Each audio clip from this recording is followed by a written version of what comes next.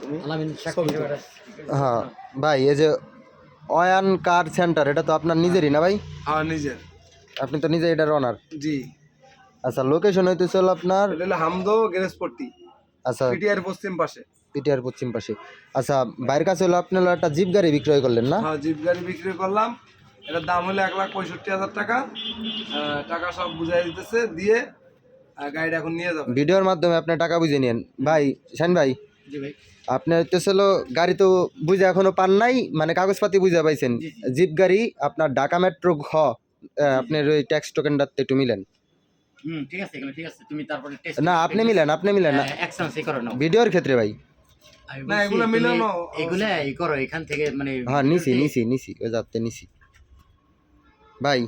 মোটামুটি আমি আপনারা বলি, এই গাড়ির আগে পিছে তো কোনো মানে মামলা মোকদ্দমা নাই? এর আগে পিছু কোনো মামলা মোকদ্দমা নাই। যদি মামলা মোকদ্দমা থাকে, কোনো গাড়ি নিয়ে ঝামেলা হয়, এই গাড়ি দিয়ে দেবেন, যেখানে বলবে সেখানে টাকা আমি দেব।